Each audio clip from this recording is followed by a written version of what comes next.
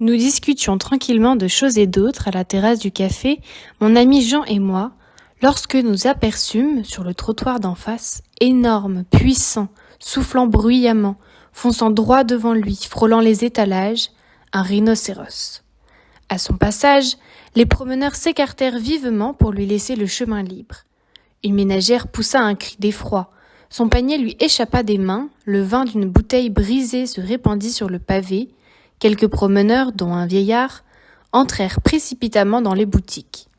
Cela ne dura pas le temps d'un éclair. Les promeneurs sortirent de leur refuge, des groupes se formèrent qui suivirent du regard le rhinocéros déjà loin, commentèrent l'événement puis se dissipèrent. Mes réactions sont assez lentes. J'enregistrais distraitement l'image du fauve courant sans y prêter une importance exagérée. Ce matin-là, en outre, je me sentais fatiguée, la bouche amère à la suite des libations de la veille. Nous avions fêté l'anniversaire d'un camarade. Jean n'avait pas été de la partie. Aussi, le premier moment de saisissement passé, « Un rhinocéros en liberté dans la ville » s'exclama-t-il. « Cela ne vous surprend pas ? On ne devrait pas le permettre. » En effet, dis-je, je n'y avais pas pensé, c'est dangereux. Nous devrions protester auprès des autorités municipales. Peut-être s'est-il échappé du jardin zoologique, fis-je. Vous rêvez, me répondit-il. Il n'y a plus de jardin zoologique dans notre ville depuis que les animaux ont été décimés par la peste au XVIIe siècle. Peut-être vient-il du cirque ? Quel cirque ? La mairie a interdit aux nomades de séjourner sur le territoire de la commune. Il n'en passe plus depuis notre enfance. Peut-être est-il resté depuis lors caché dans les bois marécagés des alentours, répondis-je en bâillant. Vous êtes tout à fait dans les brumes épaisses de l'alcool. Elle monte de l'estomac. Oui, et elle vous enveloppe le cerveau. Où voyez-vous des bois marécageux dans les alentours ? Notre province est surnommée la Petite Castille, tellement elle est désertique. Peut-être s'est-il abrité sous un caillou ? Peut-être a-t-il fait son nid sur une branche desséchée ? Vous êtes ennuyeux avec vos paradoxes. Vous êtes incapable de parler sérieusement. Aujourd'hui surtout. Aujourd'hui autant que d'habitude. Ne vous énervez pas, mon cher Jean. Nous n'allons pas nous quereller pour ce fauve. Nous changeâmes de sujet de conversation et nous nous remîmes à parler du beau temps et de la pluie qui tombait si rarement dans la région, de la nécessité de faire venir dans notre ciel des nuages artificiels et d'autres banales questions insolubles. Nous nous séparâmes. C'était dimanche. J'allais me coucher, dormis toute la journée. Encore un dimanche de raté.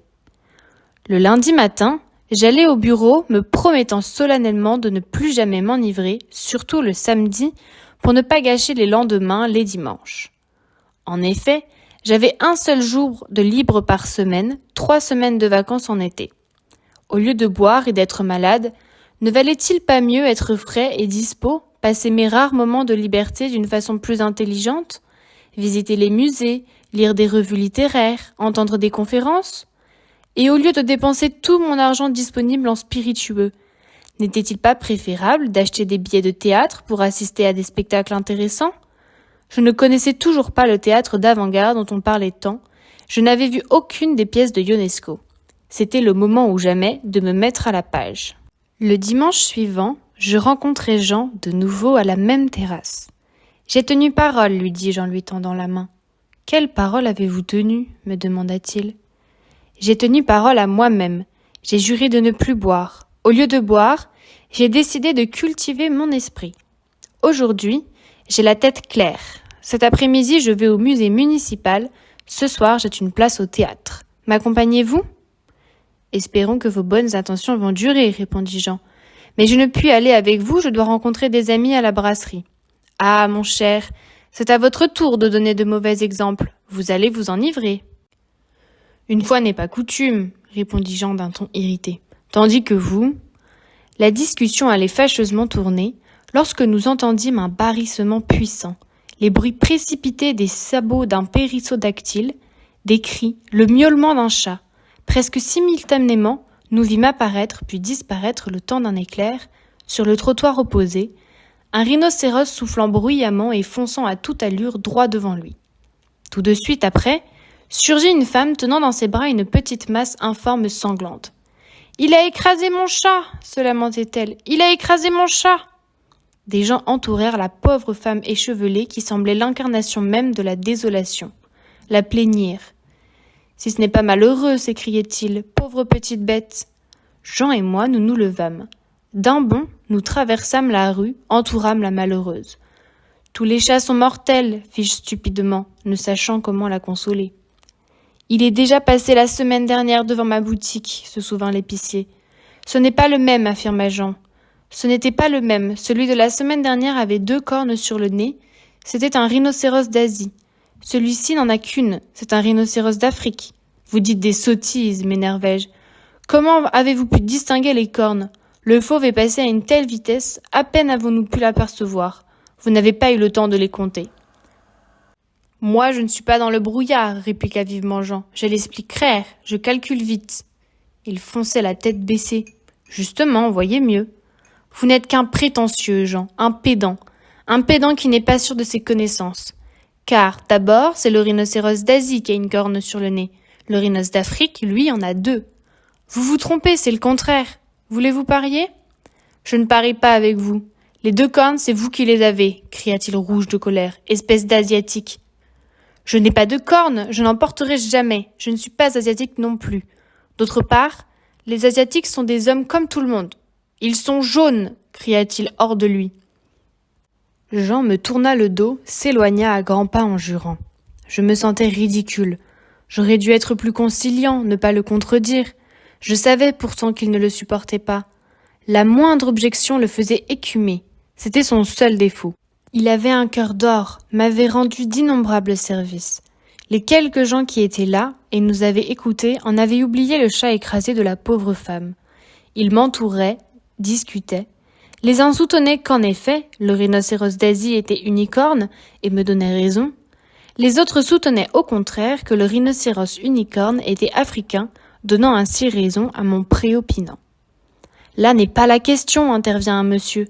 Canotier, petite moustache, lorgnon, tête caractéristique du logicien, qui s'était tenu jusque-là de côté sans rien dire. Le débat portait sur un problème dont vous vous êtes écarté. Vous vous demandiez au départ si le rhinocéros aujourd'hui est celui de dimanche dernier ou bien si c'en est un autre. C'est à cela qu'il faut répondre. Vous pouvez avoir vu 2 fois un même rhinocéros portant une seule corne, comme vous pouvez avoir vu 2 fois un même rhinocéros à 2 cornes. Vous pouvez encore avoir vu un premier rhinocéros à une corne, puis un autre ayant également une seule corne. Et aussi un premier rhinocéros à 2 cornes, puis un second rhinocéros à 2 cornes. Si vous aviez vu la première fois un rhinocéros à 2 cornes, la seconde fois un rhinocéros à 1 corne, cela ne serait pas concluant non plus. Il se peut que depuis la semaine dernière, le rhinocéros ait perdu une de ses cornes et que celui d'aujourd'hui soit le même. Il se peut aussi que 2 rhinocéros à 2 cornes aient perdu tous les 2 ou une de leurs cornes. Si vous pouviez prouver avoir vu, la première fois, un rhinocéros à 1 corne, qu'il fût asiatique ou africain, et aujourd'hui un rhinocéros à 2 cornes, qu'il fût, peu importe, africain ou asiatique, à ce moment-là, nous pourrions conclure que nous avons affaire à 2 rhinocéros différents, car il est peu probable qu'une deuxième corne puisse pousser en quelques jours, de façon visible, sur le nez d'un rhinocéros. Cela ferait d'un rhinocéros asiatique ou africain un rhinocéros africain ou asiatique, ce qui n'est pas possible en bonne logique, une même créature ne pouvant être née en 2 lieux à la fois, ni même successivement. Cela me semble clair, dis-je, mais cela ne résout pas la question. Évidemment, répliqua le monsieur en souriant d'un air compétent. Seulement, le problème est posé de façon correcte. Là n'est pas non plus le problème, repartit l'épicier, qui, ayant sans doute un tempérament passionnel, se souciait peu de la logique. Pouvons-nous admettre que nos chats soient écrasés sous nos yeux par des rhinocéros à 2 cornes ou à 1 corne, fussent-ils asiatiques ou africains? Il a raison, c'est juste, s'exclamèrent les gens. Nous ne pouvons permettre que nos chats soient écrasés par des rhinocéros ou par n'importe quoi. L'épicier nous montra d'un geste théâtral la pauvre femme en larmes, tenant toujours dans ses bras et la berçant, la masse informe, sanguinolente de ce qui avait été son chat.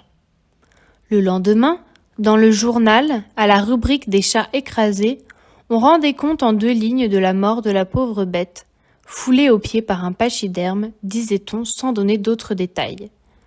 Le dimanche après-midi, je n'avais pas visité les musées. Le soir, je n'étais pas allé au théâtre. Je m'étais morfondu, tout seul, à la maison, accablé par le regret de m'être querellé avec Jean. Il est tellement susceptible, j'aurais dû l'épargner, m'étais-je dit. C'est absurde de se fâcher pour une chose pareille, pour les cornes d'un rhinocéros que l'on n'avait jamais vu auparavant. Un animal originaire d'Afrique ou d'Asie, contrée si lointaine, qu'est-ce que cela pouvait bien me faire? Tandis que Jean, lui, au contraire, était un ami de toujours à qui je devais tant et qui... Bref, tout en me promettant d'aller voir Jean le plus tôt possible et de me raccommoder avec lui, j'avais bu une bouteille entière de cognac sans m'en apercevoir. Je m'en aperçus le lendemain là, justement. Mal aux cheveux, gueule de bois, mauvaise conscience, j'étais vraiment très incommodée. Mais le devoir avant tout. J'arrivai au bureau à l'heure, ou presque. Je pus signer la feuille de présence à l'instant même où on allait l'enlever.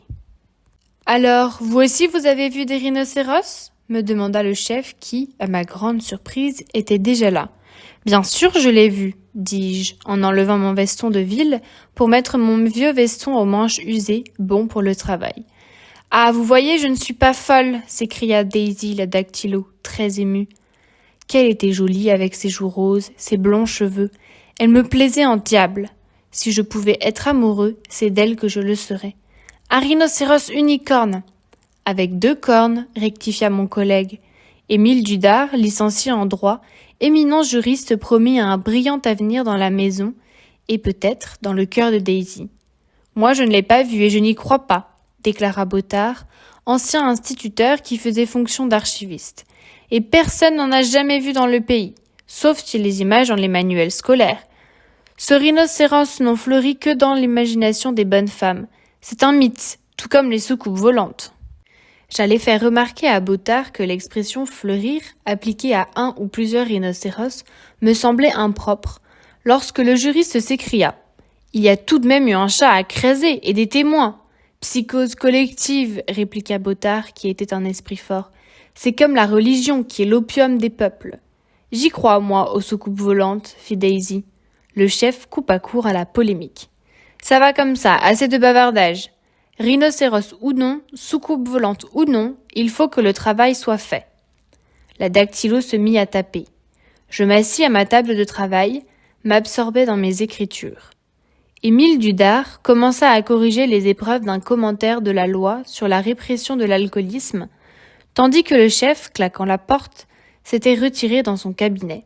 « C'est une mystification », maugréa encore Bottard à l'adresse de Dudard. « C'est votre propagande qui fait courir ces bruits. »« Ce n'est pas de la propagande, intervins-je. »« Puisque j'ai vu, confirma Daisy en même temps que moi. »« Vous me faites rire, dit Dudard à Bottard. »« De la propagande, dans quel but ?»« Vous le savez mieux que moi, ne faites pas l'innocent. »« En tout cas, moi je ne suis pas payé par les Ponténégrins. »« C'est une insulte, fit Bottard en tapant du poing sur la table. La porte du cabinet du chef s'ouvrit soudain, sa tête apparut. « Monsieur Boeuf n'est pas venu aujourd'hui. »« En effet, il est absent, fis-je. J'avais justement besoin de lui. A-t-il annoncé qu'il était malade ? Si ça continue, je vais le mettre à la porte. » Ce n'était pas la première fois que le chef proférait de pareilles menaces à l'adresse de notre collègue. « Quelqu'un d'entre vous a-t-il la clé de son secrétaire ? » poursuivit-il. Juste à ce moment, Madame Boeuf fit son entrée. Elle paraissait effrayée. « Je vous prie d'excuser mon mari. Il est parti dans sa famille pour le week-end. Il a une légère grippe. Tenez, il le dit dans son télégramme. Il espère être de retour mercredi. »« Donnez-moi un verre d'eau et une chaise, fit-elle, et elle s'écroula sur le siège que nous lui tendîmes. « C'est bien ennuyeux, mais ce n'est pas une raison pour vous affoler, » observa le chef. « J'ai été poursuivie par un rhinocéros depuis la maison jusqu'ici, balbutia-t-elle. « Unicorne ou à 2 cornes, demandai-je. « Vous me faites rigoler, s'exclama Bottard. « Laissez-la donc parler, s'indigna Dudard. Madame Boeuf dut faire un grand effort pour préciser. Il est en bas, à l'entrée. Il a l'air de vouloir monter l'escalier. Au même instant, un bruit énorme se fit entendre. Les marches de l'escalier s'effondraient sans doute sous un poids formidable. Nous nous précipitâmes sur le palier.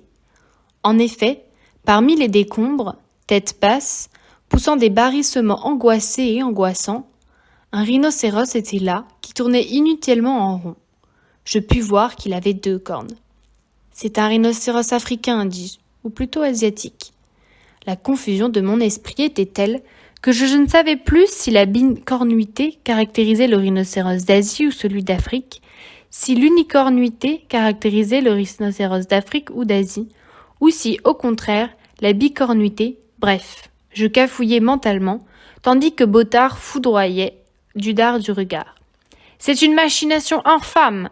Et d'un geste d'orateur de tribune, pointant son doigt vers le juriste, « C'est votre faute !»« C'est la vôtre !» répliqua ce dernier. « Calmez-vous, ce n'est pas le moment !» déclara Daisy, tentant en vain de les apaiser. « Depuis le temps que je demande à la direction générale de nous construire des marches de ciment pour remplacer ce vieil escalier vermoulu, dit le chef, une chose pareille devait fatalement arriver. C'était à prévoir, j'ai eu raison. » Comme d'habitude, ironisa Daisy. Mais comment allons-nous descendre ? Je vous prendrai dans mes bras, plaisanta le chef en caressant la joue de la dactylo, et nous sauterons ensemble.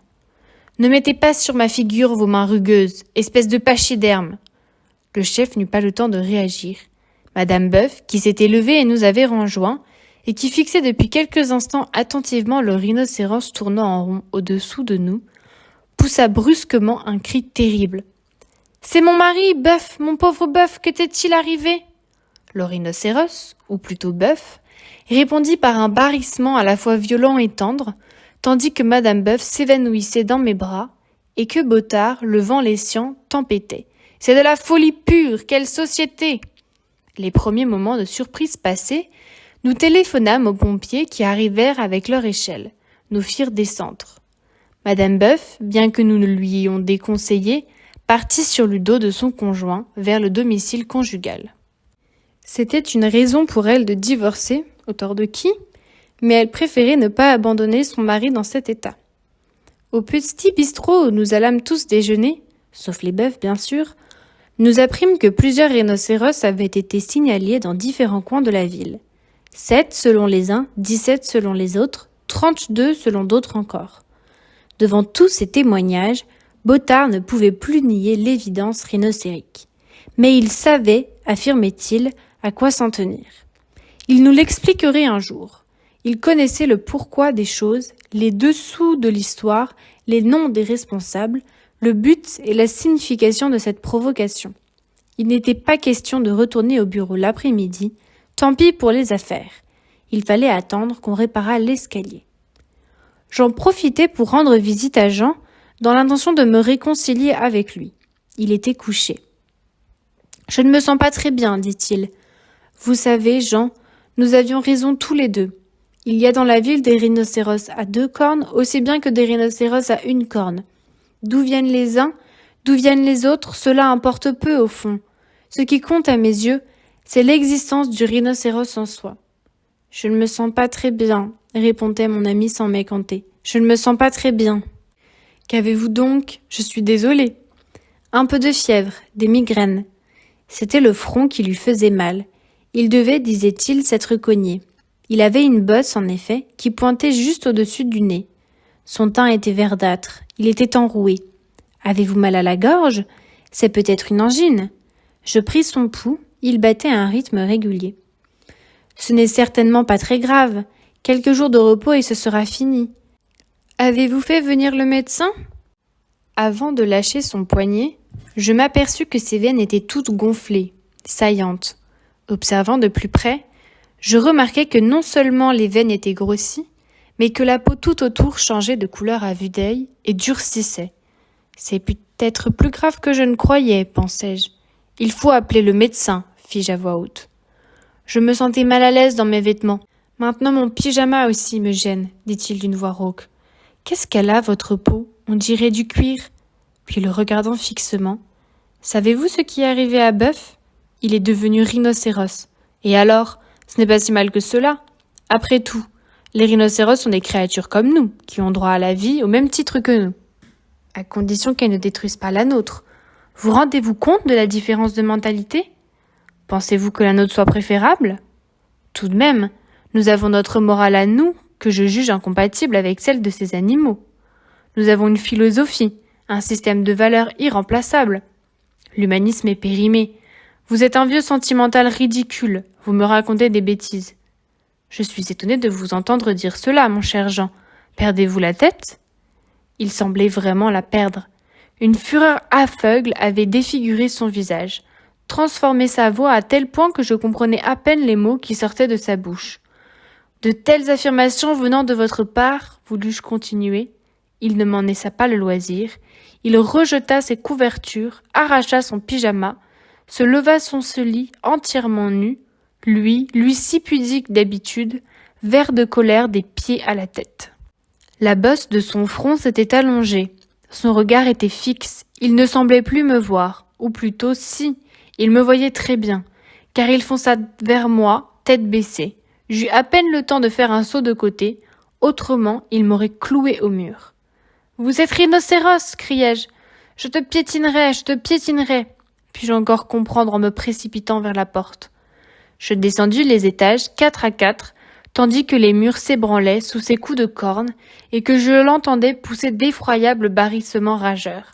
« Appelez la police! Appelez la police! Vous avez un rhinocéros dans l'immeuble !» criai-je aux locataires de la maison, qui, tout étonnés, entr'ouvraient sur les paliers les portes de leurs appartements à mon passage. J'eus beaucoup de peine à éviter au rez-de-chaussée le rhinocéros qui, sortant de la loge de la concierge, voulait me charger avant de me trouver enfin dans la rue, en sueur, les jambes molles, à bout de force. Heureusement, un banc était là au bord du trottoir, sur lequel je m'assis. À peine eus-je le temps de reprendre tant bien que mal mon souffle, je vis un troupeau de rhinocéros qui dévalait l'avenue en pente, s'approchant à toute allure de l'endroit où je me trouvais.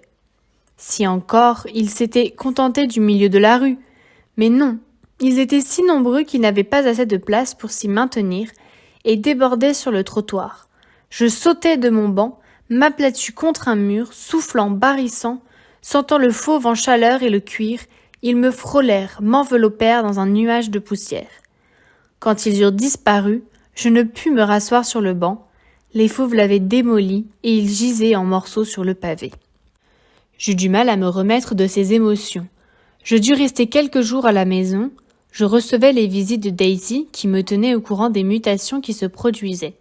C'est le chef de bureau qui, le premier, était devenu rhinocéros à la grande indignation de Bottard qui, cependant, devint lui-même rhinocéros quelques heures plus tard. Il faut suivre son temps, furent ses dernières paroles humaines. Le cas de Bottard ne m'étonnait guère, malgré sa fermeté apparente. Je comprenais moins facilement le changement du chef. Bien sûr, chez lui la transformation était peut-être involontaire, mais on pouvait penser qu'il aurait eu la force de mieux résister. Daisy se souvint qu'elle lui avait fait remarquer qu'il avait les paumes des mains rugueuses, le jour même de l'apparition de Buff en rhinocéros. Ceci avait dû beaucoup l'impressionner. Il ne l'avait pas fait voir, mais il avait certainement été touché en profondeur. Si j'avais été moins brutale, si je lui avais fait remarquer cela avec plus de ménagement, la chose ne serait peut-être pas advenue. Je me reproche moi aussi de ne pas avoir été plus doux avec Jean. J'aurais dû lui montrer plus d'amitié, être plus compréhensif, dis-je à mon tour.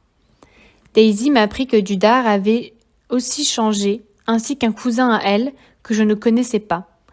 D'autres personnes encore, des amis communs, des inconnus. Ils sont nombreux, fit-elle, peut-être un quart des habitants de la ville. Ils sont tout de même encore en minorité.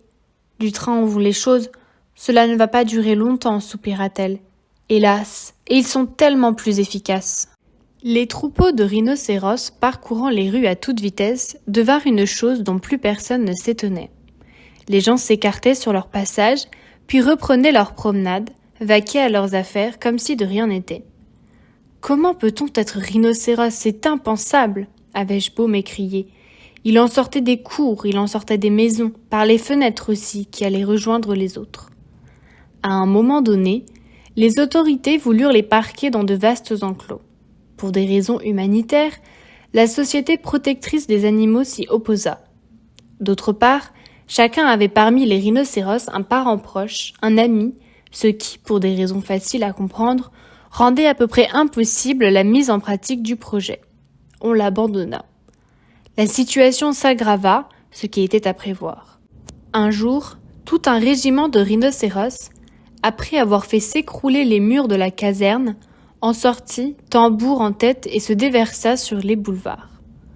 Au ministère de la Statistique, les statistiques statistiquaient, recensement des animaux, calcul approximatif de l'accroissement quotidien de leur nombre, tant pour cent d'unicornes, tant de bicornus.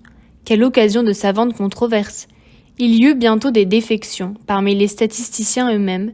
Les rares qui restaient furent payés à prix d'or.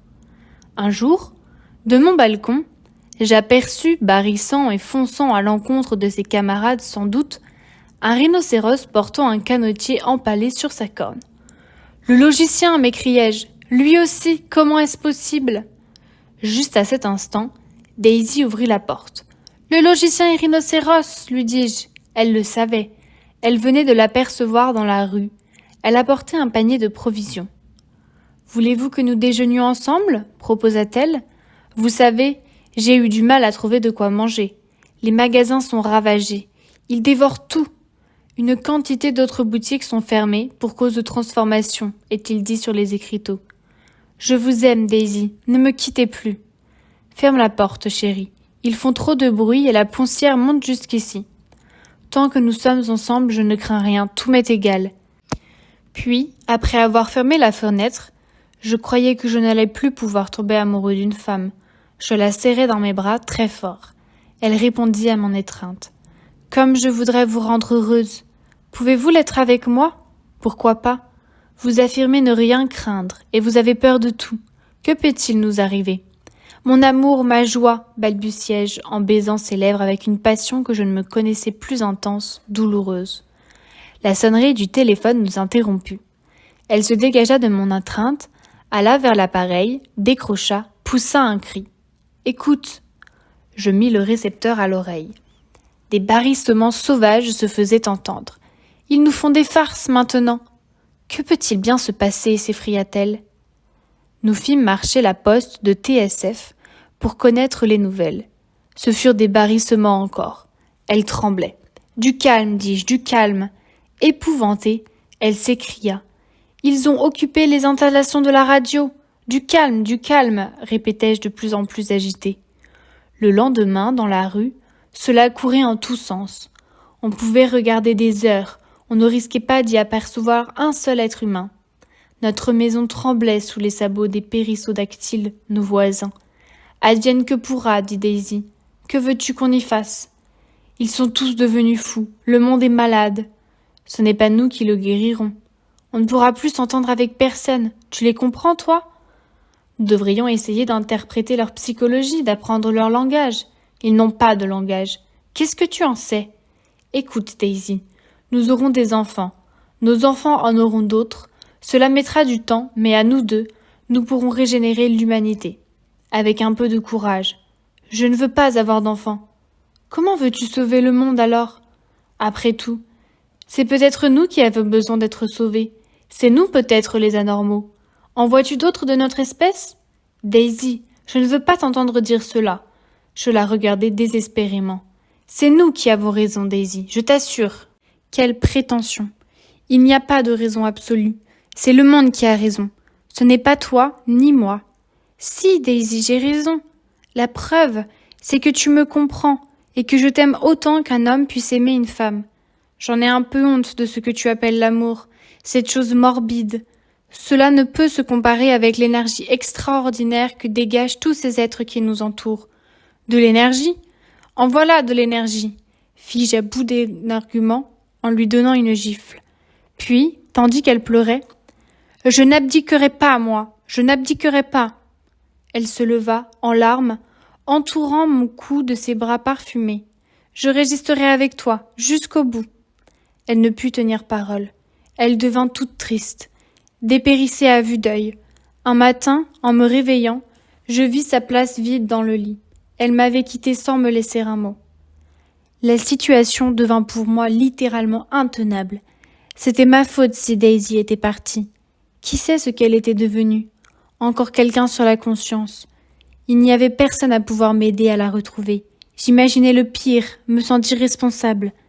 Et de partout, leurs barrissements, leurs courses éperdues, les nuages de poussière. J'avais beau m'enfermer chez moi, me mettre du coton dans les oreilles, je les voyais la nuit en rêve. Il n'y a pas d'autre solution que de les convaincre. Mais à quoi ? Les mutations étaient-elles réversibles ? Et pour les convaincre, il fallait leur parler, pour qu'ils réapprennent ma langue, que je commençais d'ailleurs à oublier.